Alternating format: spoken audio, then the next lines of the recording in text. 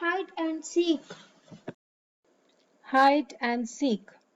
A simple game of hide and seek leads the children into the adventure of their lives. An exciting story that will have little readers turning the pages, eager to know what comes next.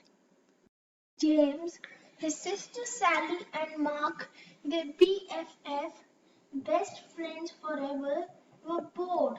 They had played all day, but now that it was dark and difficult to see, they had nothing to do. They couldn't play soccer because they couldn't see the ball. They didn't want to go inside and play a game. It was a beautiful springtime night and they liked being outside, especially after having to play inside all winter long. They just didn't know what to do and it was a little too early for them to go home. I guess I'll just go home. Mark said in a sad voice. Oh, come on, replied James. We still have time for another game of something. Then Sally said, I have an idea. Let's play hide and seek. I was just going to say that, James said. Yeah, I'll bet, replied his sister. You always say you were thinking of whatever I think of, she snapped. Do not, James said in a loud voice. Do too, yelled Sally. Mark just looked down at the ground and shook his head from side to side. They are at it again. He mumbled to himself. Then he yelled. Okay, let's play hide and seek. I'll be the seeker. He turned, faced a big tree and closed his eyes and started counting out loud. 100, 99, 98, 97. Sally and Mark stopped arguing, looked at each other, and ran off in different directions to find a hiding place. In the distance, they could still hear Mark counting. 4, 3, 2, 1. Ready or not, here I come. Then he turned and began looking for places where they could be hiding. Finding Sally was easy. She always ran off and then circled back, so she would be close to base, the safe place to get to before being tapped. Mark looked for the biggest tree and ran towards it, but she wasn't there. I bet she's behind that big bush. He said to himself. So he ran to it and was ready to tag her, but she wasn't there either. As he turned around, he saw James running towards base and darted after him. Just before he touched James' shoulder, James tapped the base and yelled out, Safe! Did you get Sally yet? James asked. No, Said Mark. I haven't been able to find her. And it's getting late, and we need to be heading home. So both boys yelled out, Come Come on on out, out, Sally. Sally, It's it's late. late. But there was no reply, not even a little snicker for somewhere in the darkness. Then they yelled again, Come out, Sally, it's late. Still there was no reply from Sally. They began to worry and started searching for her. As they walked around the area, they called out, Sally, come on, we give up, you are safe. But no matter where they looked or how much they called out, Sally didn't answer. It was as if she disappeared.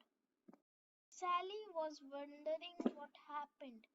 All she could remember was crawling under the big trunk. of a fallen tree to hide. Now, as she looked up, she saw several stars through a small hole above her head. She had fallen into a hole when she crawled under the tree trunk. "Help!" she yelled and heard her voice echo throughout that must have been a cave. "Help! Help! Help! Help!" Did you hear that, James? Mark said excitedly. Sally just yelled for help. "Keep yelling, Sally!" James screamed. "That way we can find you." Sally heard her brother and kept screaming. After a short while, the boys were standing next to the big tree trunk. "Hey, are you stuck under this tree?" asked James. "Kind of," Sally yelled. "When I crawled under it to hide, I fell into a cave. Please help me. I'm scared. It's stuck and I can't get out." Mark said. James, you stay with Sally and I'll go get my dad. Then he dashed off into the darkness. "Don't be scared," James said. "I'm right here with you." "No, you are not," Sally sobbed. "You're up there and I'm down here." As Sally turned in the darkness of the cave, she bumped into something, screamed, and began to cry. "What's wrong?" James yelled. "There's something down here with me," Sally replied in a shaky voice. Just then Mark and his dad came running through the woods. Mark's father knelt down and asked Sally if she was okay. He could hear her crying and sobbing. Sally, are you hurt? He asked. "No," she said, "but I'm scared and there is something down here with me." Stand back, Sally. I'm lowering a rope and will be down with you in a second. Mark's dad tied the rope to the tree, found the hole under the tree trunk, and wiggled a bit and lowered himself into the cave. Sally could see him coming down the rope and stopped crying. Not only was he there, but the cave became brighter from the beam of his flashlight as it danced, across the cave's floor and walls. As he reached the floor of the cave, he shone the light on Sally and gave her a big hug. Don't be frightened. He said. I'll have you out of here in no time. Then he shone the light around and saw then that she had fallen into a small cave, and very close to her in the middle of the cave was something wrapped in layers of old blankets. Mark, James, there is something down here. I'm going to tie it to the rope and I want you to pull it out. "Okay," they replied. The boys pulled out the object, untied it, and let loose the end of the rope fall back into the cave. The cave wasn't deep, and Mark's dad boosted Sally over his head so she could crawl out. Then he grabbed the rope and with a little jump was able to grab the opening and pull himself out. Let's go back to my house for a cup of hot tea. I'll call your parents so they are not worried, and we will see what treasure Sally found. He said. When they got to Mark's house, they sipped their tea and began unwrapping the treasure. They carefully peeled off layers of old blankets and clothes to reveal a wooden box. They slowly opened it and stared in amazement. "Oh my!" Sally said in disbelief. "I don't believe what I'm seeing." The boys and Mark's father just stared. Inside the box were jewels of every color you could imagine. There were diamonds, rubies, sapphires, and emeralds of all shapes and sizes intermixed. They could see several gold coins and stands of pearls. We are rich! The boys screamed. Not quite. Interrupted Mark's father. Someone could have lost this, and I don't think you should plan on spending any of it until we find out a little more. Besides, Sally found it. I'll share it, Sally said happily. That's nice, Sally, replied Mark's dad. But the right thing to do is contact the authorities. The next day, the four of them and Sally's mother drove to the police station, explained what had happened, and gave the treasure to the police to hold while they conducted their investigation. They left the police station sadly, and even the double dipped ice cream cones Mark's father brought for them, they didn't make them smile. They drove back in silence. Several weeks passed with no word from the police. Then one evening, Mark's father called James, Sally, and their parents. The police The police just called, and I think you should come over right now. he said. I'm afraid there is some bad news about the treasure.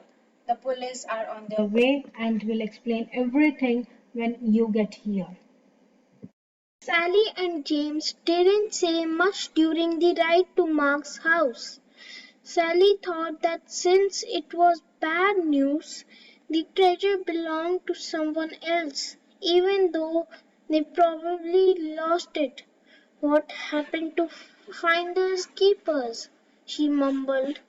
What did you say, Sally? Her mother asked. Oh, nothing, Sally replied. Then she let out a long sad sigh that echoed through the car. When they arrived at Mark's house, the police were there with the treasure box. As Sally entered, the captain introduced himself and said, Sally, this is yours. Your parents need to sign some papers, but the box and its contents are yours. Sally, Mark, and James shrieked with joy and danced around the room. Then Sally said, what is the bad news? The captain smiled and said, The treasure is worth more money than you can imagine. And with your newfound wealth comes great responsibility. Sally didn't quite understand what the captain was talking about, and right now it really didn't matter. Mark said, Are you going to share? of course, Sally said. If you and James didn't help me, I might still be there. Several days later, Sally asked everyone over to her house. I have decided what to do with the money from the treasure after it is sold, she said. I am giving 1/6 to our mom and dad, 1/6 to Mark's mom and dad, 1/6 to Mark, 1/6 to James, and 1/6 for me. There is an extra 1/6. Mark proudly stated. He loved math and was right on top of Sally's calculation. No, there's not. Is to Is not, Sally said in an angered voice, just as Mark was going to say, they're at it again. Sally said, this is why there isn't an extra 1/6. I'm giving it to the local charity so it can be given to those less fortunate and in need. Her mother and father said it was a caring and responsible thing to do. They were very proud of her and knew that she understood what the captain meant when he turned the treasure over to her just days before.